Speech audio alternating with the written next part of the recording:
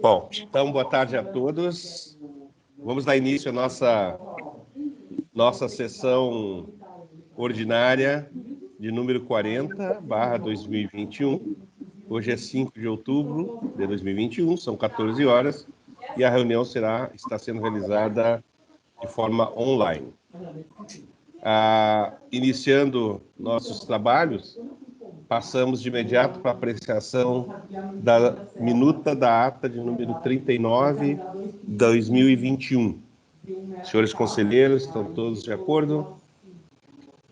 Presidente, eu pedi para a Alessandra fazer um pequeno ajuste nas linhas 206 e 207, para ficar um pouco mais claro aquela decisão que nós tomamos em relação à decisão da homologação, em relação à decisão da diretora-geral, tá? Então, eu pedi para fazer esse pequeno ajuste. Fazendo isso, eu aprovo a ata. Perfeito. Então, a Alessandra pode já ajustá-la ali, e depois a gente verifica. Já foi? Já. Tá, ok. Então, feitas as sugestões, tu queres mencionar para os tópicos? Ou... A Alessandra podia ler para nós aí como é que ficou as linhas 206 e 207.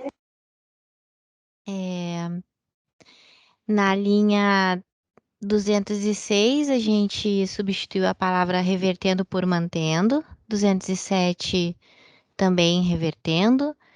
E 210, um complemento ali em não homologar os 2 últimos períodos. Aí ela ficou da seguinte maneira.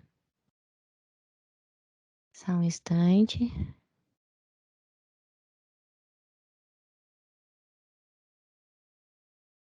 O final, então.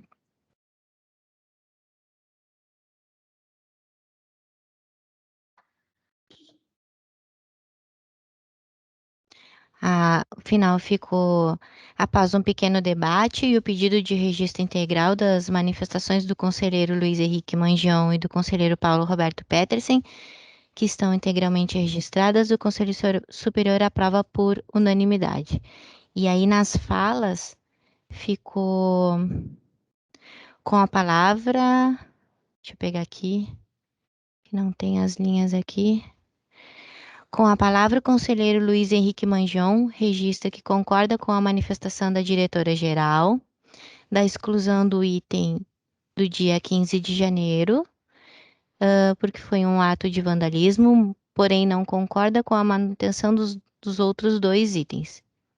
Entende que nos 3 casos a concessionária atendeu ao que está previsto no artigo 3º, caput, e no parágrafo 2º com a exclusão de sua responsabilidade por se referir aos atos de terceiros.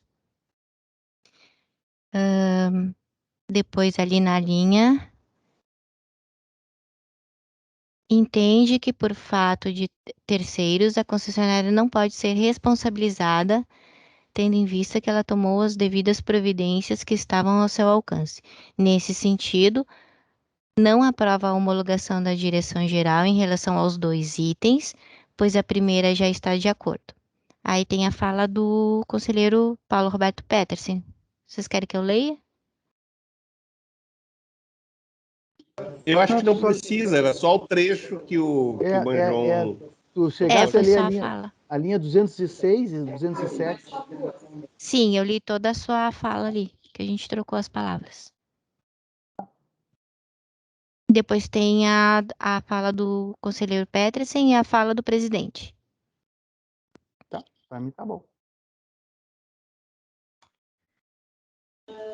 Ok, então, acho que está de acordo, então? De acordo.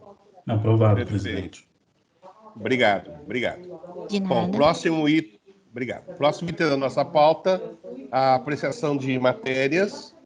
Então, temos a análise do processo de número 000-33900 21/0, que trata de recurso interposto por Brita Rodovias ao auto de infração 03/2015, emitido pelo DAER.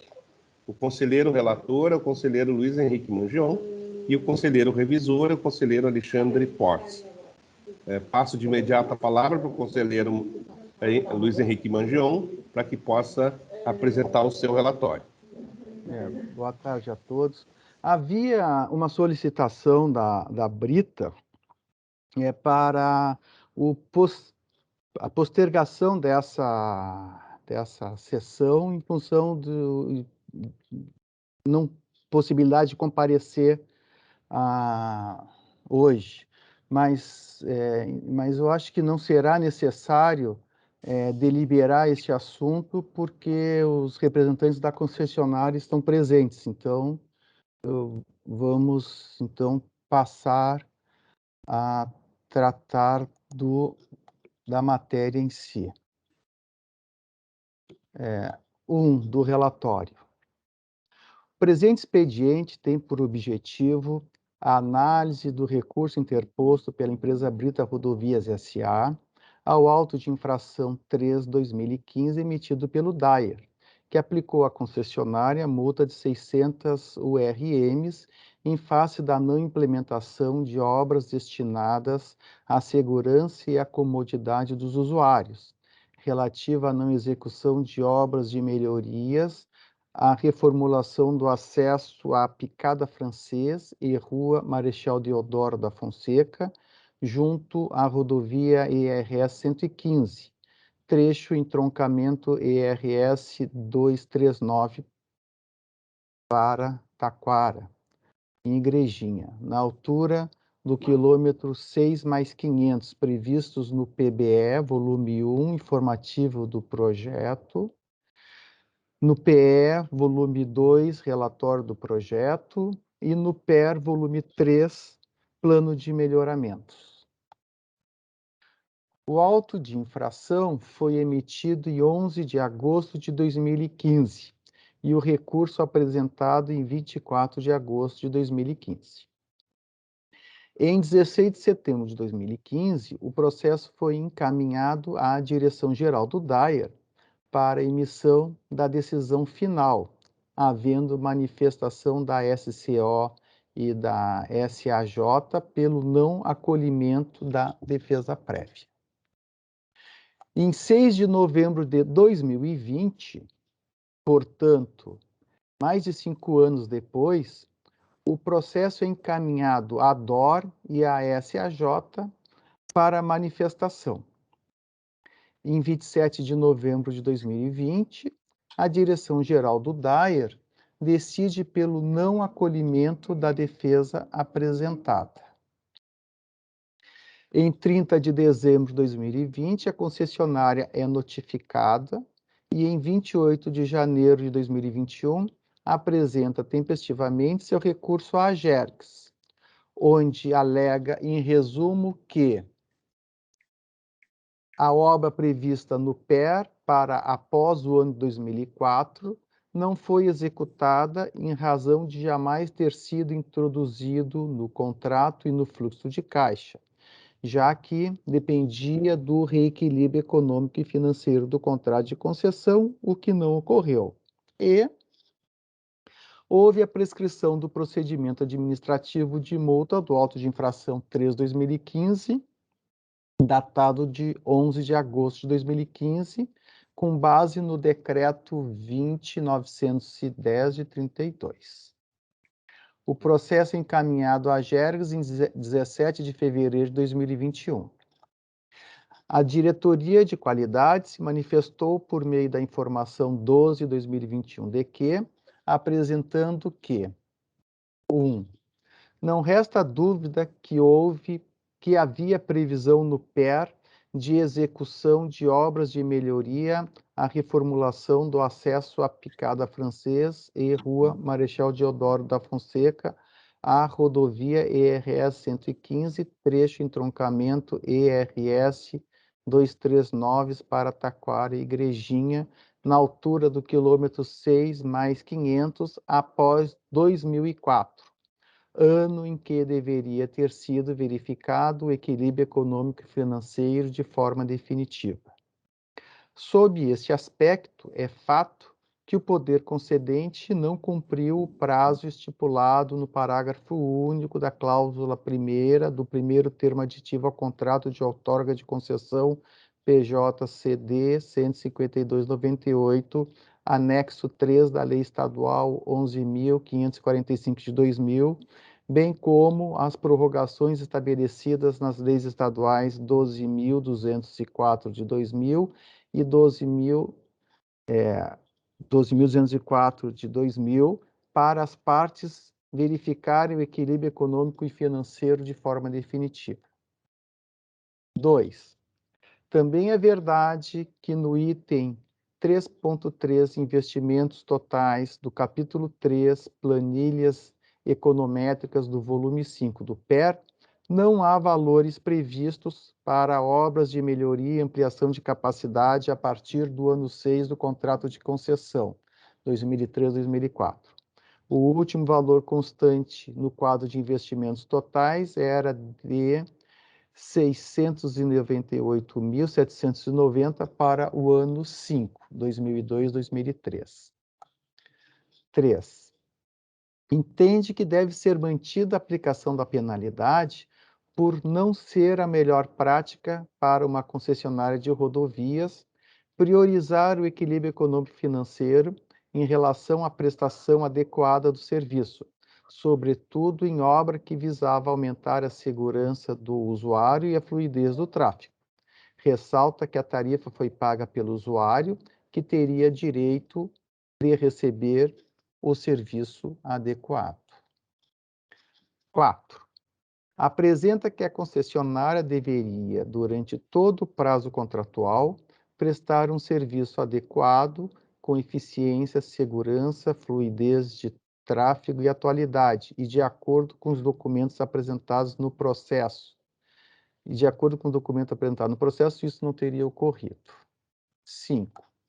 Por fim, conclui que a responsabilidade de executar a reformulação do acesso à Picada Francês e Rua Marechal Deodoro da Fonseca é da concessionária, pois mesmo não havendo previsão de recursos no fluxo de caixa para execução da obra, o contrato trouxe garantias para a realização do reequilíbrio econômico-financeiro, sendo cabível a manutenção da aplicação da sanção pelo DAER, consistindo em multa de 600 URMs pela inexecução total da implantação. 6. Sugere, por último, que a Diretoria de Assuntos Jurídicos aprecie os aspectos jurídicos e legais do auto de infração.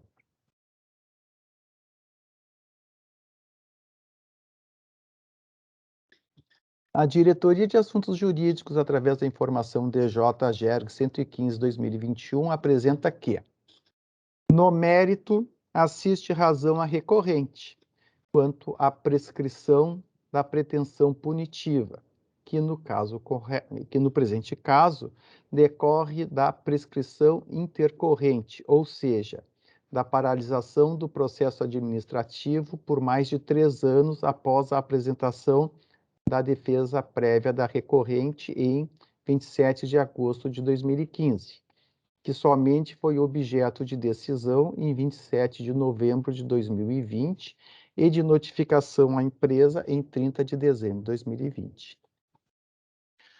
2. Todavia, apesar de ter ocorrido a prescrição intercorrente, cabe examinar a questão de fundo, referente à obrigação da realização da obra em questão e a ausência da respectiva previsão financeira no fluxo de caixa da concessão, que são incontroversas tanto nas manifestações do DAER quanto na informação número 12/2021, emitido pela Diretoria de Qualidade de Serviços. 3. Assim, o ponto objetivo que deve ser examinado é a previsão contratual de obrigação de execução de obra sem previsão no fluxo de caixa, o que tem importantes consequências jurídicas e não apenas econômico-financeiras, se considerado que o direito ao equilíbrio econômico-financeiro do contrato constitui direito básico do concessionário, feito à mutabilidade inerente aos contratos de concessão e à série de prerrogativas da administração próprias ao regime jurídico público. 4. Assim, a obrigação de execução da obra e a ausência de previsão financeira não devem ser examinadas da mesma forma que o seriam se tais recursos estivessem previstos no fluxo de caixa da concessão, uma vez que a garantia ao equilíbrio econômico-financeiro tem matriz constitucional, encontrando-se consagrada no artigo 37, inciso 21 da Constituição Federal, o que condiciona a interpretação e aplicação da legislação e do contrato de concessão, o que é pacífico na doutrina jurídica específica. 5. No âmbito da relação contratual administrativa, a noção de equilíbrio econômico-financeiro, segundo Caio Tácito, transita há mais de 60 anos nas constituições sucessivas e resguarda, ao mesmo tempo, a economia dos concessionários e o interesse dos consumidores pela manutenção da capacidade do concessionário de prestar o serviço adequado, tanto em termos imediatos como em relação à expansão e melhoria. 6. Como é sabido, não foi implementada a revisão do equilíbrio econômico-financeiro a ser realizada até dezembro de 2004, conforme previsto na cláusula primeira do termo aditivo.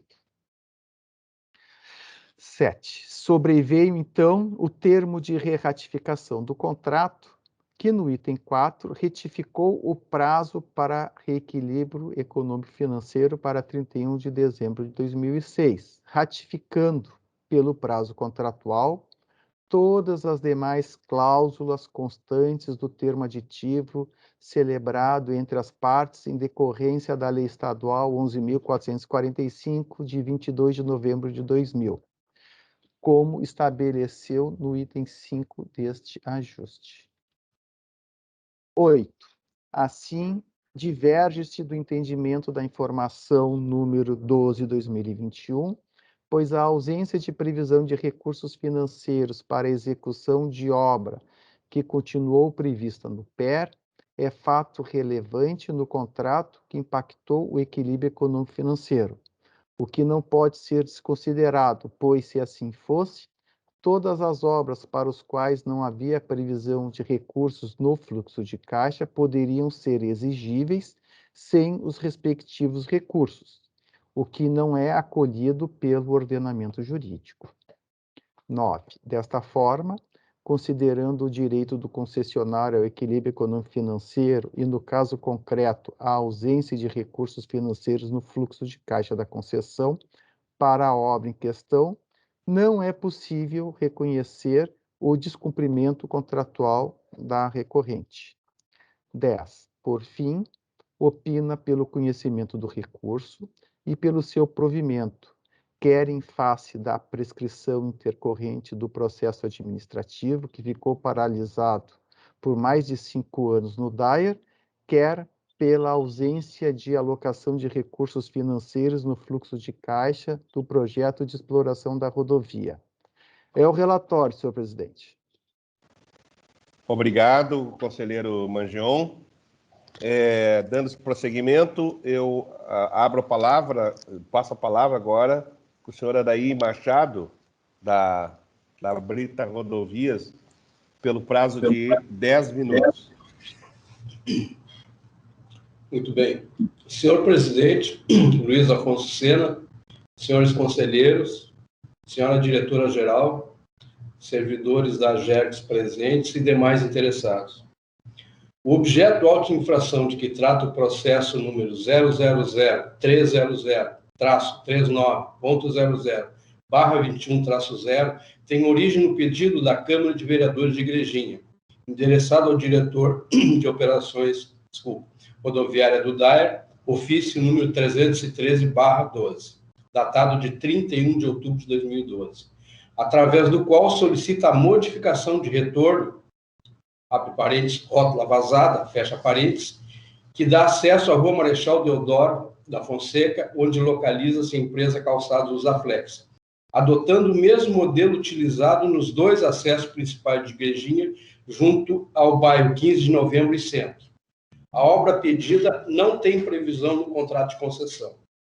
Em resposta à Câmara Municipal de Igrejinha, o diretor de operação rodoviária do DAER informou que a execução dos acessos a loteamentos e áreas urbanizadas é responsabilidade dos requerentes, abre parênteses, terceiros e municipalidade, e que no trecho da RS 115 em Igrejinha foram previstas duas melhorias, no quilômetro 6+500 e no quilômetro 8.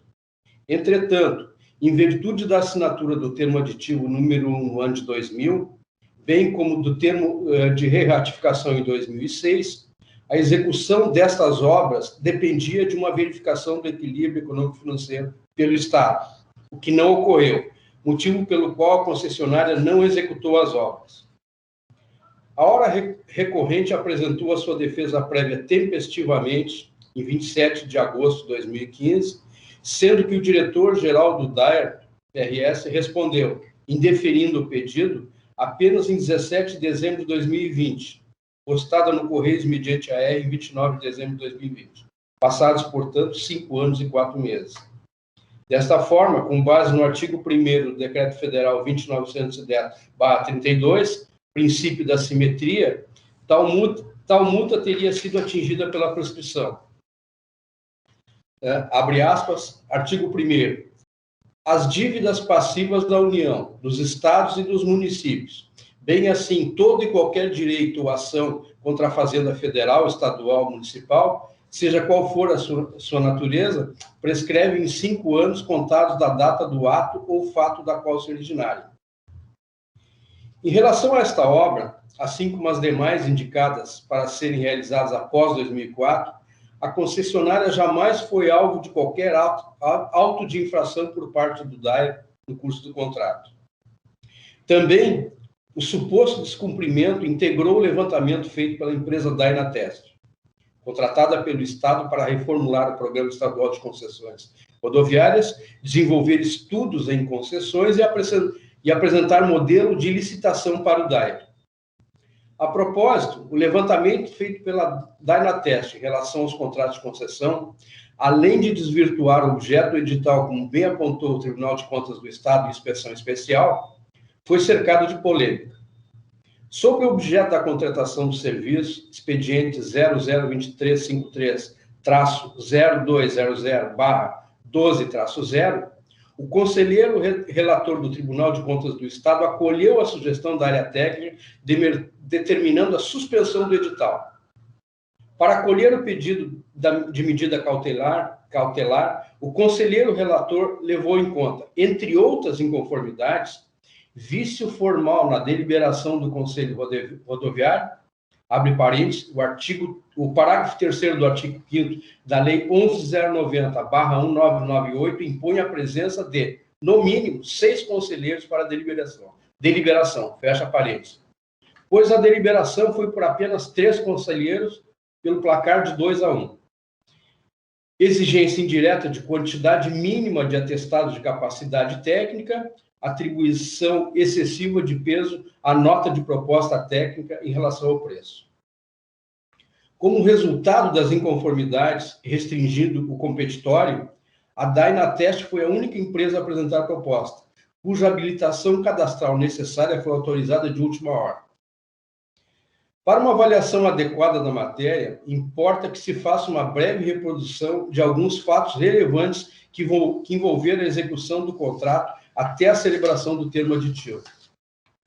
No período inicial, até a celebração do primeiro termo aditivo, o poder concedente interviu direta e unilateralmente no contrato ao não autorizar o reajuste obrigatório da tarefa, a preço de fevereiro de 1996.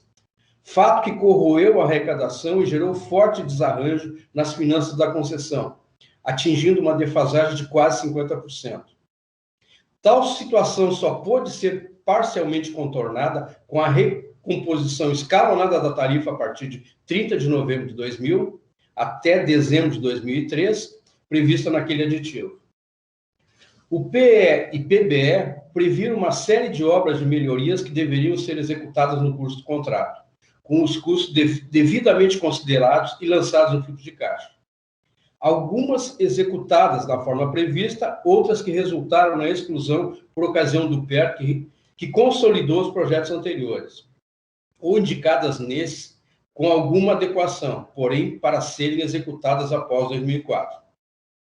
Houve também outras obras indicadas que, da mesma forma que não possuíam previsão no fluxo de caixa, as quais ainda dependeriam da aprovação do DAER na forma do contrato.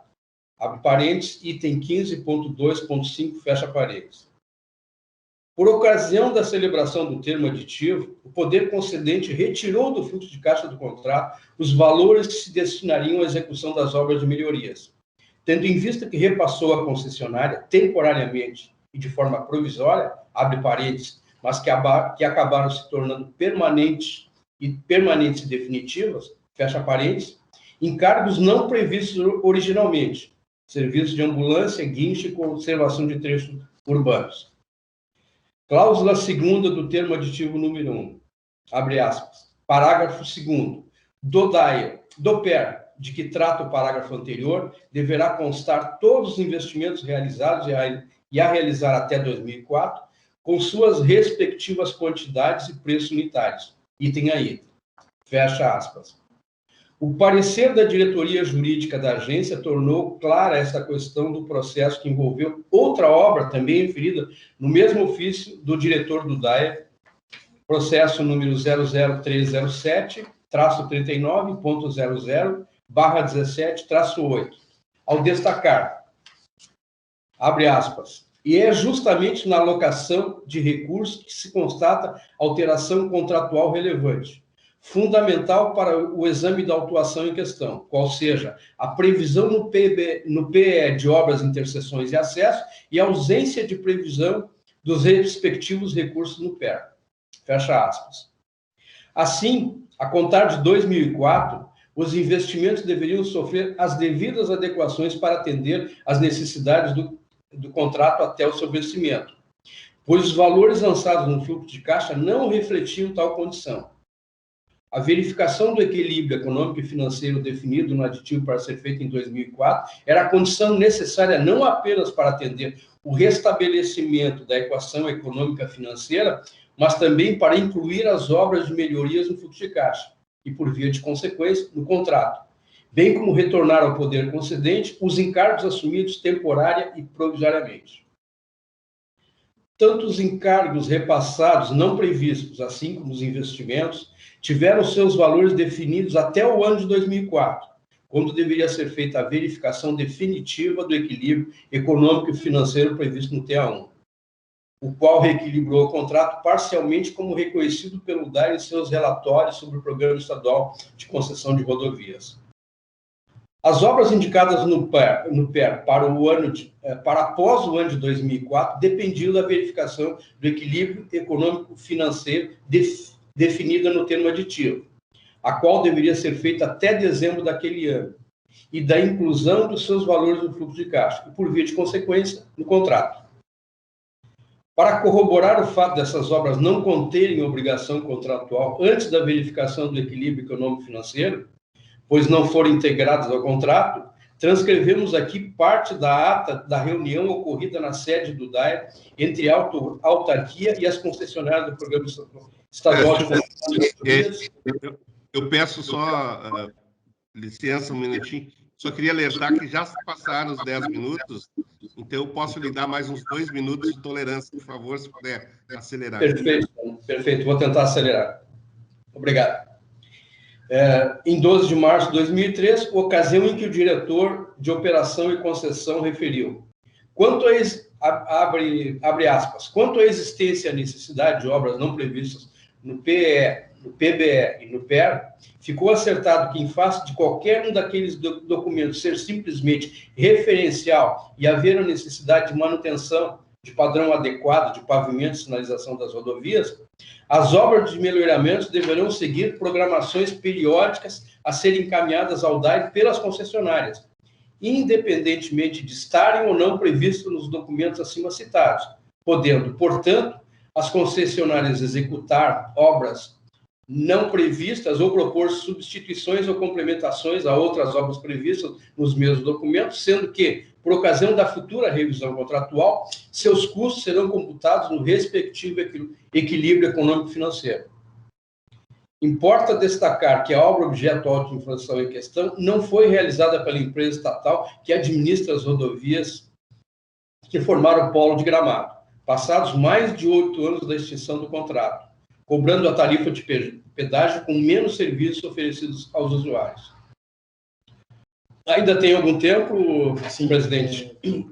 Sobre eventual vantagem indevida em relação às obras indicadas no PER para serem executadas após a verificação do equilíbrio econômico-financeiro em 2004, referido em outro processo que tramitou nessa agência de regulação, número 045.178-04.35/15-0 e 000-180.04.00/08-7, cabe questionar qual a vantagem econômica teria sido auferida ao não executar obras sem os recursos alocados no fluxo de caixa, ou ainda assumido temporariamente até 2004 encargos não previstos que perduraram até a extinção do contrato sem a correspondente provisão. Fica evidente que a obra objeto auto-infração 003/2015, assim como todas as indicadas no PER para serem executadas após o ano de 2004, quando já deveria ter sido feita a verificação do equilíbrio econômico-financeiro definido no TA1 e acrescidos os valores correspondentes à sua execução, nunca integrou o contrato de concessão, sendo indevida a multa aplicada pelo DAER.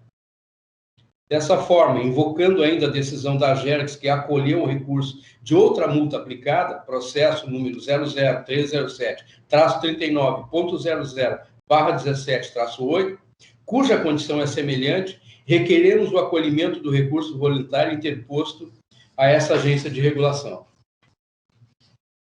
Ok. Bom, agradeço a sua participação e devolvo a palavra para o conselheiro Luiz Henrique Mangion, para que possa, então, apresentar a justificativa do seu voto. Da fundamentação.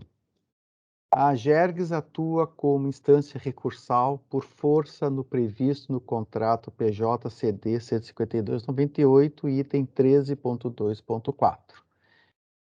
13.2.4. Da decisão do diretor-geral do DAER que aplicar penalidade, cabe recurso voluntário no prazo de 30 dias contados da intimação para a AGERGS, independentemente de garantia de instância.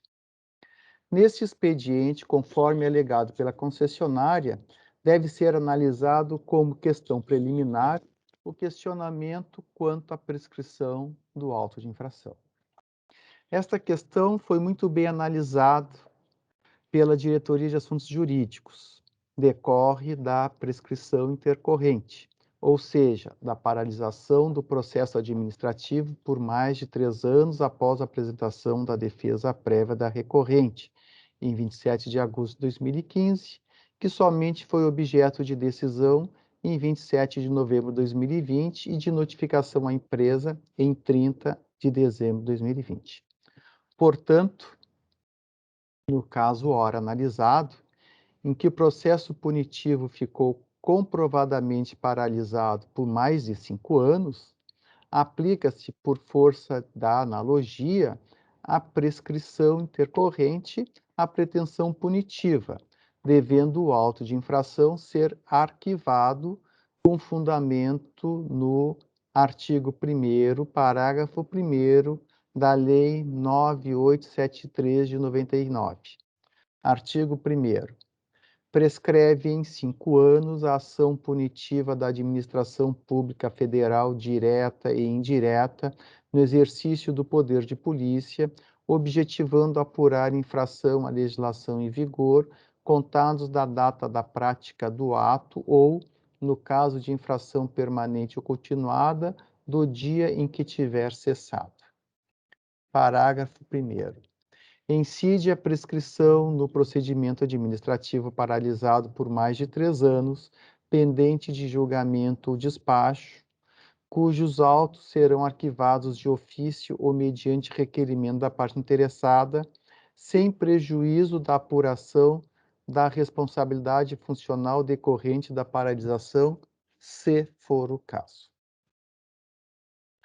Sobre a incidência da lei federal no caso concreto, a diretoria jurídica também referiu que, embora tal sanção não constitua expressão do poder de polícia, já que decorre de vínculo específico entre o Estado e concessionária de serviço público, a analogia tem lugar por força do que dispõe o artigo 4º do Decreto-Lei 4.657/42, e especialmente em face dos princípios constitucionais da segurança jurídica e da eficiência da administração pública, princípio este que, na esfera processual, manifesta-se na garantia da razoável duração do processo prevista no artigo 5º, 78 da Constituição Federal.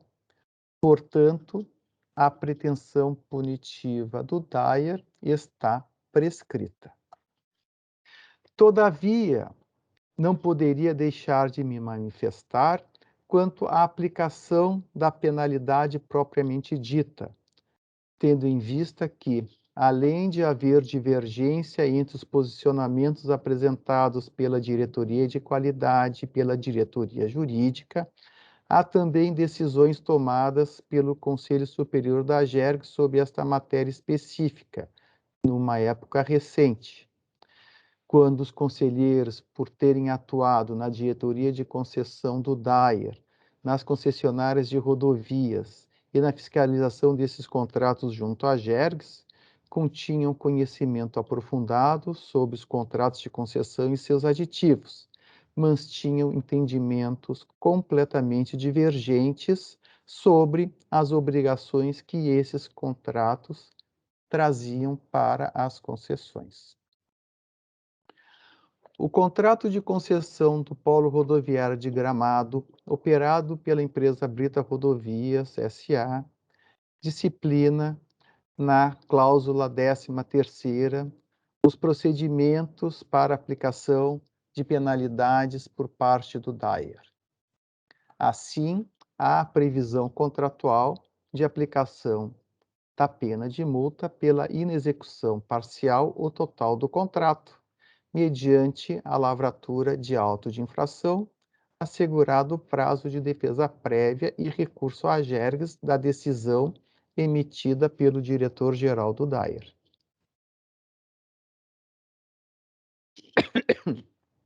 Cabe inicialmente relembrar que o PER, Projeto de Exploração da Rodovia, foi realizado pela concessionária sob a supervisão do Dyer, conforme estabelecido no parágrafo 1º da cláusula 2ª do primeiro termo aditivo aos contratos de concessão. Parágrafo 1º. O projeto básico de exploração e o projeto de engenharia econômica deverão sofrer as necessárias adequações, de modo a ajustá-los à utilização de novas tecnologias e a este aditivo, devendo a concessionária, num prazo de 180 dias a contar da assinatura deste aditivo, elaborar, sob a supervisão do Dyer, o correspondente projeto de exploração da rodovia, PER, que deverá consolidar as adequações referidas e os projetos anteriores, sem o qual, e após o prazo estabelecido, ficarão suspensos os efeitos da cláusula 6ª. Lembramos também que o primeiro termo aditivo foi firmado em 30 de novembro de 2000 e que a sua validade era restrita ao seu período de vigência, ou seja, até dezembro de 2004, salvo pelas consequências naturais das alterações, cuja vigência excedessem o prazo do termo aditivo, por se incorporarem definitivamente ao negócio jurídico, como eram, por exemplo, a adoção da bidirecionalidade e as recomposições tarifárias, conforme estava expresso em todos os volumes que compunham o PER. Importante também citar que as melhorias previstas foram definidas no PER somente até o término da vigência do aditivo.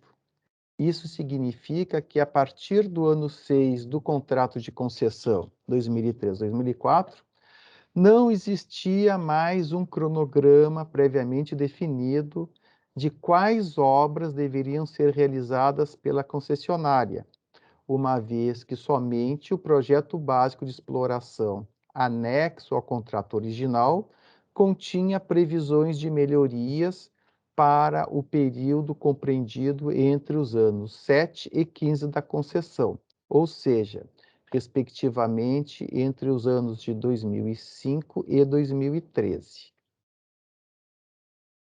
Todavia, neste ponto, cabe trazer à tona que a obra objeto da autuação já estava prevista no PBE, Projeto Básico de Exploração, no PE, Projeto de Engenharia Econômica, e foi trazida para o contrato através do PER. O PBE e o PE eram os documentos que especificavam as obras que deveriam ser realizadas pela empresa vencedora da licitação. Entendo também, salvo o melhor juízo, que dispensar uma concessionária da realização de obras, em tese, implicaria em oferecer vantagem indevida à licitante vencedora em prejuízo de outras empresas licitantes. Todavia, o PBE e o PE foram adequados e consolidados pelo PER, e este último foi incluído no contrato de concessão pelo primeiro termo aditivo, que foi aprovado pela Lei 11.545 de 2000, passando a ser vinculativo à concessionária.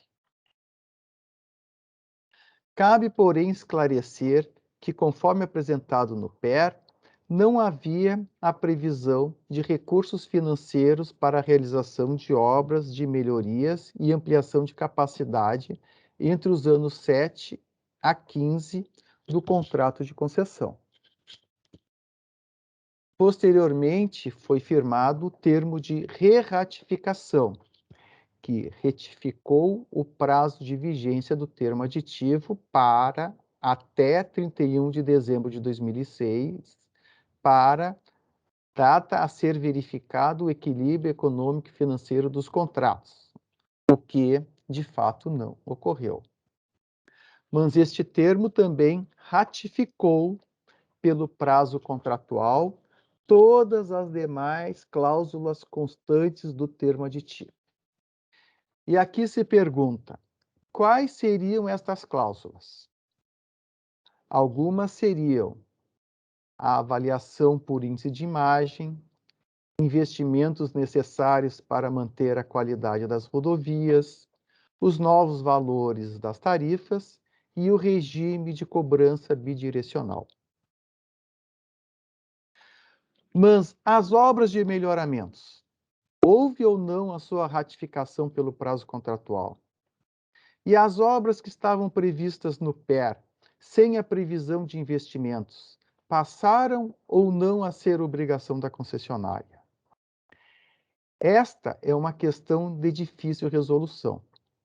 Há vários entendimentos quanto aos efeitos do primeiro termo aditivo e do termo de re-ratificação firmados entre as concessionárias de rodovias e o Estado, uma vez que não foi realizada a verificação do reequilíbrio econômico e financeiro dos contratos de concessão, conforme estava estabelecido expressamente nesses documentos, razão pela qual existem diversas ações tramitando nas justiças estadual e federal. Cabe aqui referir que, em uma ação judicial, a concessionária Sulvias postulou desequilíbrio contratual por ter prestado os serviços de remoção de acidentes e de reboque de veículos sem previsão de recursos no fluxo de caixa e teve o seu pedido indeferido. Importante reproduzir parte da sentença proferida.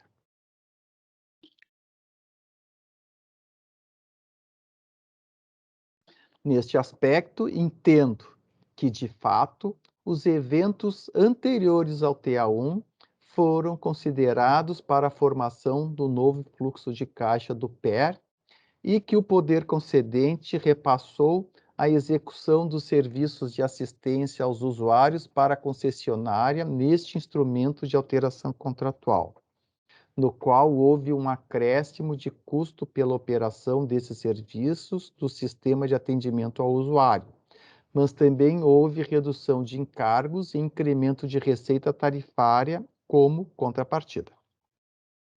Embora fosse temporária esta transferência, entendo que a ratificação foi expressa em ratificar, pelo prazo contratual, todas as demais cláusulas constantes do termo aditivo. Veja-se que a revisão das tarifas, a redução dos parâmetros de qualidade, a diminuição do volume de investimentos e a cobrança da tarifa bidirecional previstas no termo aditivo número 1 persistiram até o final do prazo contratual, de forma que, tendo sido mantidas estas condições, o encargo pela execução dos serviços do SAL passaram a ser encargos da concessionária. O montante físico-financeiro do fluxo de caixa do empreendimento a partir do TA1 até o final da concessão passou a ser o nele previsto, e não o constante do PE ou da proposta comercial.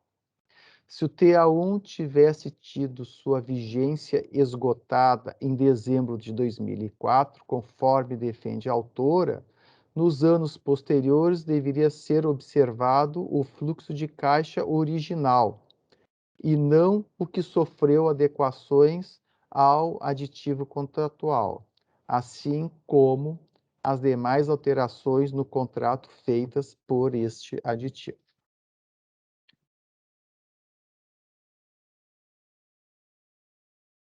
Nesse sentido, houve o entendimento do juiz que o termo de re-ratificação ratificou pelo prazo contratual todas as demais cláusulas constantes do termo aditivo.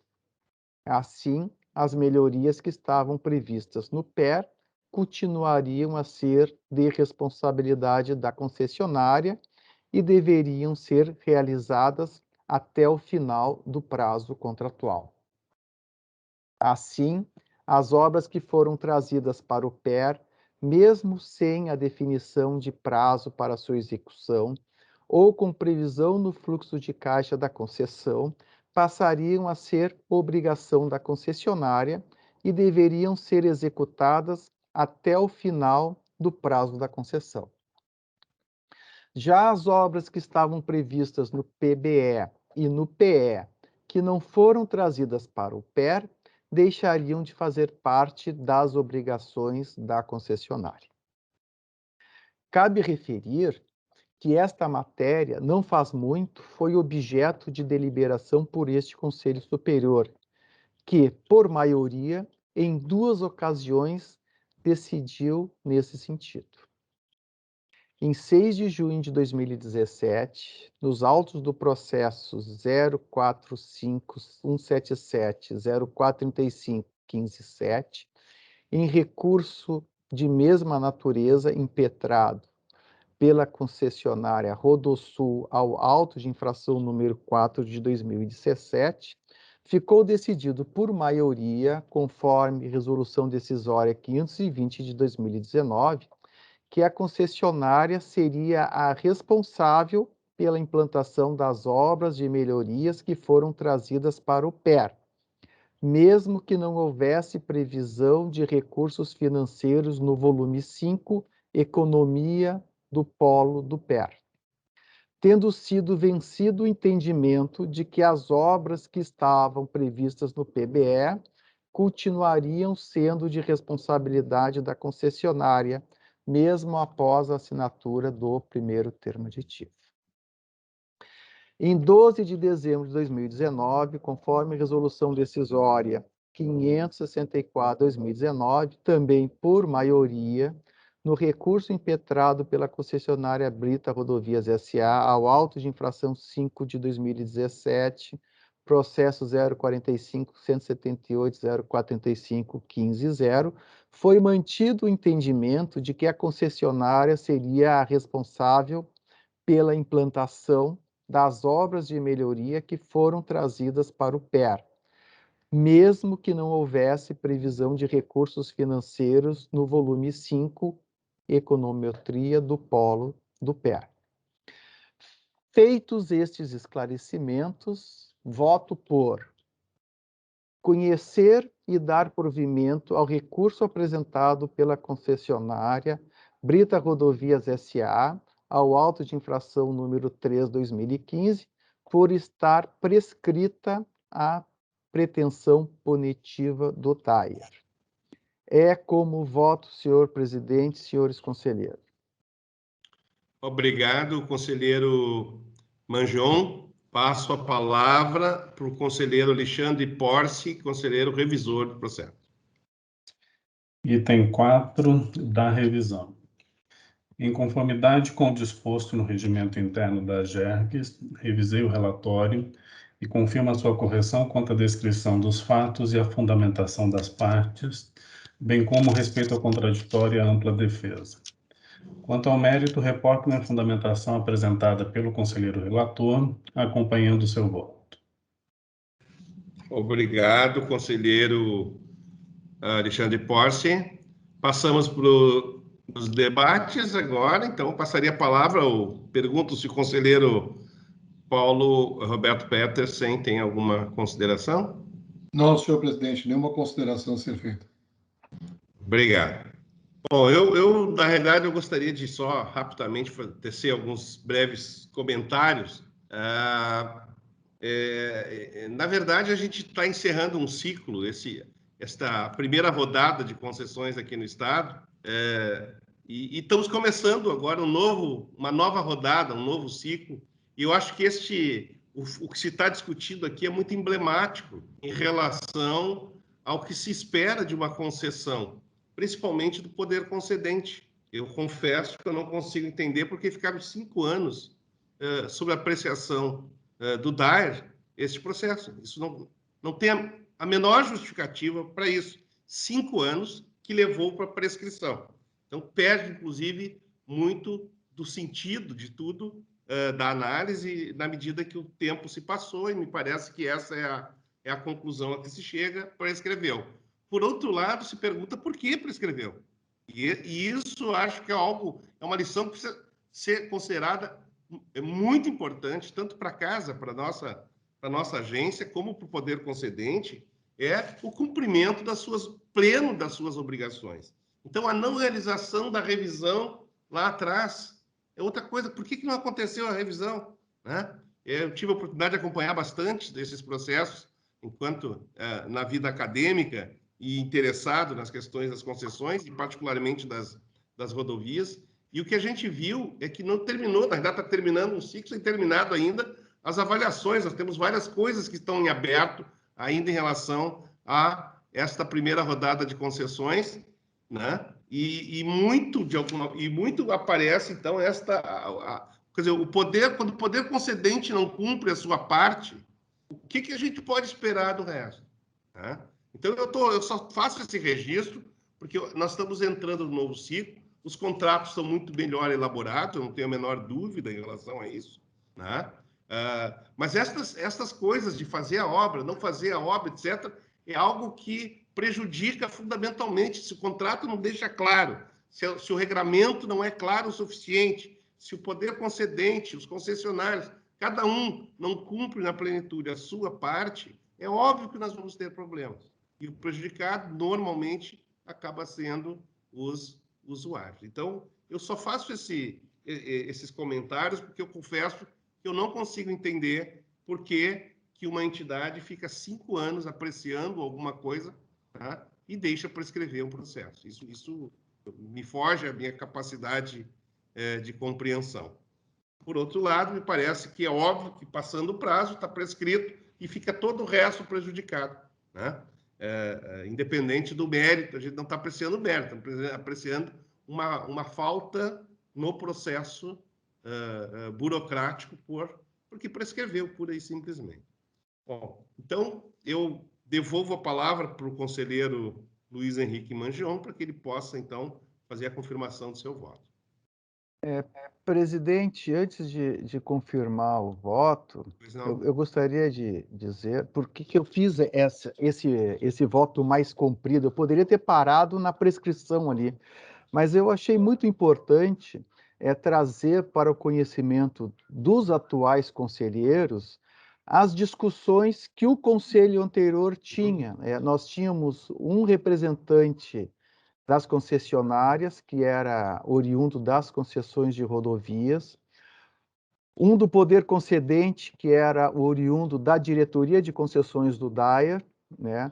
E eu, que já estava no conselho. Então, nós apreciamos esses processos que foram referidos, e as discussões foram muito bonitas, mas cada um lia o contrato de um jeito.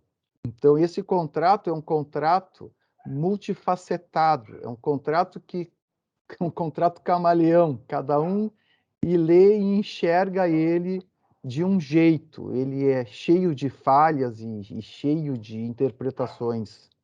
Não é à toa que ele está na justiça, né? Então, mas eu quis trazer para o conhecimento dos senhores o que aconteceu nos anos anteriores, né, 2019, né, porque além das decisões do Conselho, que foram sempre por maioria, né, trazer a riqueza do detalhamento a que se chega, e também lembrar o que pode acontecer em contratos onde há descumprimentos do parte do poder concedente, né? Estes contratos, eles tiveram todos esses problemas inicialmente por descumprimentos do poder concedente, né? Então, uma lição do que aconteceu, que eu trouxe ao conhecimento dos senhores, para que a gente sempre fique atento, né, e tente evitar de todas as formas possíveis que os erros do passado venham a se repetir no futuro. Perfeito, perfeito, conselheiro Mangione. Eu acho extremamente relevante esta lembrança, que é trazido exatamente para que a gente, se vamos cometer erros, que sejam novos, né? Mas e eu insisto, né, o papel do poder concedente é fundamental.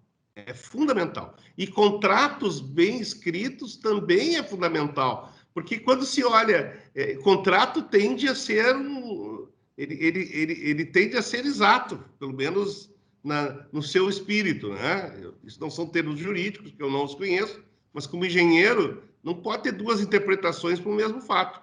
Ou o contrato deixa essas brechas, ou quem o está lendo está sendo tendencioso. Tem outras possibilidades também, né? Mas, de qualquer forma, eu acho que é muito importante trazer esta informação, porque, como eu disse, nós estamos iniciando um novo ciclo, né? Um mês atrás, 2 meses atrás, se iniciou uma nova concessão, vem outras agora, muito embora os contratos estejam muito melhor escritos do que foram os anteriores, que a gente estava falando, né? Mas, por outro lado, tem um certo poder discricionário ainda, sempre presente, que, eventualmente, acaba aparecendo e causando problemas de toda a ordem. Mas, então, conselheiro Mangione, eu lhe passo a palavra de volta aí para então justificar. Eu mantenho o voto, conselheiro. Obrigado, conselheiro. Conselheiro Alexandre Porce. Acompanho o relator, presidente. Obrigado. Conselheiro Petersen. Acompanho o relator. Obrigado. E também acompanho o voto do conselheiro Manjão, relator do processo. Portanto, o parecer está aprovado. Dando continuidade à nossa reunião ordinária, passamos para deliberações. Temos aqui a deliberação sobre o encaminhamento número 108/2021, SE, do conselheiro presidente, no processo de número 001-038-3900/18-0, referente a recurso da empresa energética Campos de Cima da Serra Limitada, a decisão da RED número 617/2021 do Conselho Superior. Eu vou ler aqui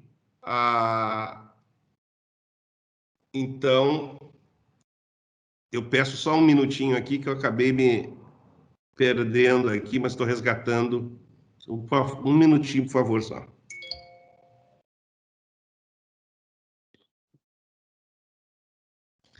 Bom, então temos aqui o encaminhamento 108/2021, que eu vou ler para que, então, submeter ao conselho aí para... Então, trata-se do processo de número 0010383900/18-0, trata de recurso da energética Campos de Cima da Serra Limitada ao auto de infração de número 05/2018, a Gergs SFG. Prezados conselheiros, no presente processo, houve deliberação do Conselho Superior através da resolução decisória de número 617/2021, decidindo por manter a penalidade de multa aplicada à energética Campos de Cima da Serra Limitada, conforme auto de infração de número 05/2018, a Gergs SFG. Notificada da decisão, a empresa tempestivamente apresentou recurso à ANEEL. Tendo em vista o término do mandato do relator do processo, solicitou-se à gerência da energia elétrica, o exame do recurso, em especial para avaliar a existência de fatos novos. Após análise e com base nas informações do memorando 23/2021 GPE, não identificamos novas alegações capazes de modificar a decisão exarada. Assim sendo, em juízo de reconsideração, proponho a este Conselho manter a decisão contemplada na resolução decisória 617/2021, encaminhando o expediente à diretoria da ANEEL para apreciação do recurso. Então, este são as nossas considerações, que submeto-as aí para a deliberação do Conselho. Eu aprovo o encaminhamento para a ANEEL conforme o encaminhamento que o senhor leu. Perfeito. Também aprovo, presidente. Obrigado. Conselheiro Petersen. Também aprovo, senhor presidente. Obrigado. Então, está deliberado, aprovada a deliberação. Comunicações está pautada para o dia 19/10/2021, a sessão ordinária de número 41/2021, a análise do processo de número 000424-3900/20-4, que trata de recurso da Corsan ao auto de infração de número 6/2020. Conselheiro relator, o conselheiro Paulo Roberto Petersen, e o conselheiro revisor, o conselheiro Luiz Henrique Mangeon. E, para finalizar, temos, então, os nossos assuntos gerais, e eu abro a palavra para os senhores conselheiros que julgarem ter algum assunto que queiram trazer à pauta. Eu Não. não tenho. Não tem, presidente. Ok. Bom, então, não havendo novos assuntos, então vamos dar por encerrada a nossa reunião. Desejo uma boa tarde, uma boa semana de trabalho a todos.